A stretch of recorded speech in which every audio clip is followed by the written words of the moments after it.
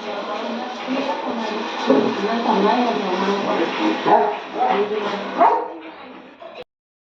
दोस्तों, जय श्री राम। कैसे हैं आप सब? आई होप अच्छे होंगे दोस्तों। तो दोस्तों आज मैं बहुत ही ज़्यादा उदास हूँ। एक क्लिप देखा होगा ना आप लोगों ने सपना दीदी का। मैंने ये वीडियो देखा, 2 दिन से मैं यूट्यूब नहीं चला रही थी। आज जब मैंने देखा सपना दीदी का ये वीडियो तो मुझे बहुत जो बुरा लगा, बहुत ही ज़्यादा। पता नहीं किसकी नज़र लग गई है उनके घर को, उनके परिवार को, कि मतलब एक के बाद दुख, एक के बाद एक के बाद एक, इतने सारे दुख आते ही जा रहे हैं, कम होने का नाम ही नहीं ले रहा है।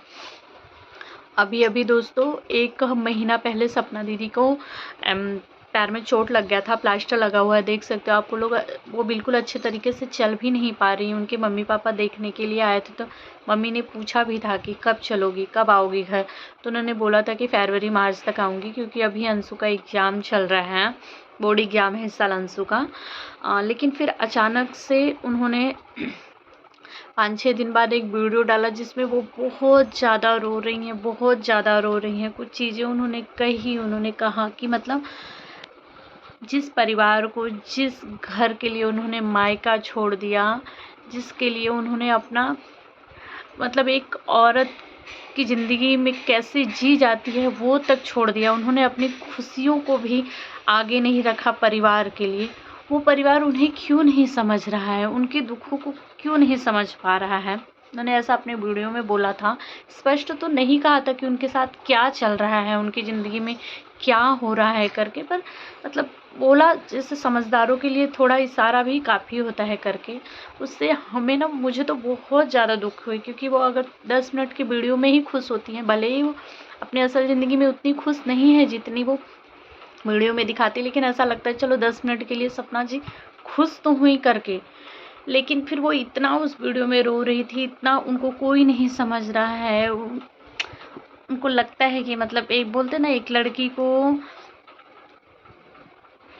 ससुराल में पति है तो सब है, पति से ही सब कुछ है। भले ही वो पति झोपड़ी में भी ले जाके रखेगा ना, 2 दिन भूखे पेट भी रखेगा ना, तो भी पति के साथ वो खुशी खुशी रह जाती है। अगर पति नहीं तो ज़िंदगी में कुछ भी नहीं है। बहुत सारे लोग बोलते हैं अरे सपना की ज़िंदगी में कौन सी कमी है, वो इतनी बड़ी यूट्यूबर है, इतने सारे पैसे आते होंगे। तो पैसा ही सब कुछ नहीं होता है ज़िंदगी में। उसके बाद अचानक से पता नहीं क्या हो गया ऐसा कि उनको ऐसे जाना पड़ रहा है अपने मायके, जिसमें वो सास का पैर, सास ससुर दोनों उनसे बातें नहीं कर रहे हैं। वीडियो में इस पर दिखाई दे रहा है कि वो लोग नाराज़ है करके। फिर साथ लग रहा है सपना दीदी के भाई वो वीडियो बना रहे थे, जिसमें वो मना कर रही हैं कि वीडियो मत बनाओ वीडियो, जिसमें सपना दीदी ने गुस्से में बोल दिया कि वो मेरा फ़ोन है, तो बोली तो भी वीडियो मत बनाओ।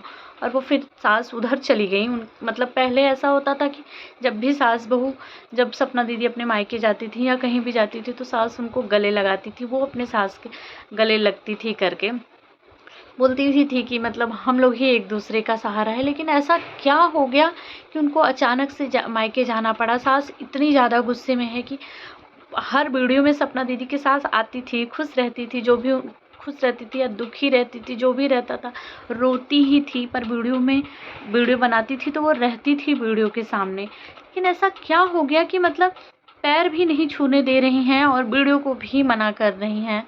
तो दोस्तों आप लोगों को क्या लगता है कि मतलब बोलते हैं ना, एक घर में सास बहू पति ननंद बहुत सारे लोग होते हैं, तो ये होता है कि इधर की बातें उधर हो गई, इधर उधर कुछ हो गया, पैसे रुपए कम ज़्यादा, घर काम धंधा, किसी चीज़ को लेके नाराज़गी हो, इसलिए सामने वाला ना। पर मुझे ऐसा लगता है कि खुश होने के लिए, नाराज़ होने के लिए कोई वजह ही नहीं है। तो ऐसी कौन सी गलतफहमी आ गई इन लोगों के बीच में कि सपना दीदी को ऐसे मायके जाना पड़ रहा है। सास इतनी ज़्यादा नाराज़ है कि बात नहीं कर रही है, पैर नहीं छूने दे रही है। हमने तो कभी सोचा ही नहीं था कि अब ये सब भी होगा, जिसमें वो अभी स्पष्ट बता नहीं रहे, लेकिन उन्होंने एक वीडियो में बोला था कि समय आने पे वो बताएंगी कि क्या हुआ, क्यों, और अपने बारे में आगे वो बताएंगी। लेकिन अभी समय सही नहीं है, इसलिए उन्होंने ज़्यादा कुछ तो नहीं बताया है।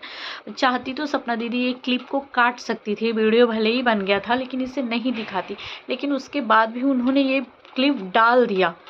मतलब मुझे ये नहीं समझ में आ रहा है कि वो क्या बताने की, क्या कहने की कोशिश कर रही हैं, क्या चल क्या रहा है उनकी ज़िंदगी में।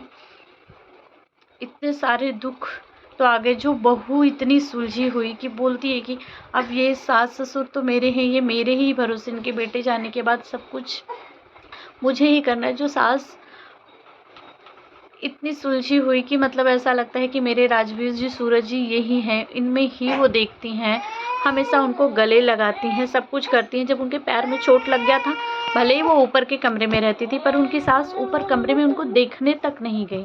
आंटी जी का तबीयत सही नहीं चल रहा, पर देखने तो जा सकती। जो आपके लिए इतना करती है, रात दिन एक कर देती है, उनके लिए भी तो करना फ़र्ज़ होता है ना। तो मैं तो बस इतना ही बोलूँगी कि अब आप लोग ही एक दूसरे का सहारा हो। अगर आप लोग इस तरह से गलतफ़हमी पाल के छोटे-छोटे परेशानी, दुखों को इतना बड़ा बनाओगे, छोटी-सी नाराज़गी होगी, उसे बैठो, सुलझा लो करके आप लोग, क्योंकि अब आप लोग ही हो एक दूसरे का सहारा।